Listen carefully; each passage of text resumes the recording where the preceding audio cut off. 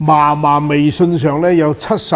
萬條未讀嘅消息，個孫女崩潰啊！佢話根本刪唔切啊，拉群無需本人確認嘅。原來睇完呢條視頻，記得幫你爹哋媽咪、阿爺爺嫲嫲檢查下佢哋嘅手機。講緊咧近日啊，廣東網友阿小林就發現佢嫲嫲嘅微信咧滿屏都係廣告群，未讀嘅信息堆咗足足有77萬條啊！手機卡到冇辦法正常使用啦，老人家嘅微信堆滿咗無數亂七八糟嘅廣告營銷群，密密麻麻嘅小紅點，未讀嘅消息堆滿咗足足77萬條，睇到人都懵晒。呢啲咁嘅群咧，多數啲雜貨鋪啊、啲小店嘅企業微信社群。最害人嘅一啲就係呢啲咁嘅陌生人拉你入去咧，唔需要你確認嘅喎，冇任何彈窗提醒你喎，每個群10幾20人，廣告信息24小時輪番咁轟炸，嗰個手機一日到黑叮叮當當咁響個不停。咁啊，小林同佢阿媽一齊上陣，幫我嫲嫲刪群，越刪嘅心態就越崩潰。前腳啱啱退咗一個群，後腳商家又拉一個群，反反复复循環咁拉，點清都清唔乾淨。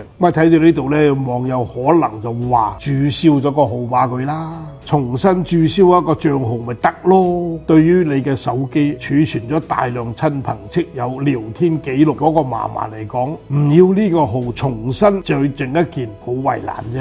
咁啊，小林啊只能無奈咁喺社交平台發帖求助。有人知道微信係如何批量刪除企業微信聯繫人嗎？咁樣今日客服咧都有回覆，超過40人嘅企微小群好友係可以直接秒拉，無需同意。平台暫冇統一嘅攔截設置，臨時拯救嘅辦法就只能夠手動一個個退群，或者追溯到邀請人刪除佢，同佢解除好友關係，同你冇拉楞，對方咪冇可能拉你入群咯。其實有好多網友咧都俾咗好嘅建議，打開好友添加驗證，添加渠道就只係保留微信號搜索，其他入口全部關晒佢，定期清理個通訊錄、公眾號，時不時釋放下手機嘅儲存空間。仲有咧，乘機出嚟搗亂嗰啲網友話佢拉你啫，你喺群裏邊你都可以賣廣告噶嘛，群主嫌煩咪先將你踢出去咯。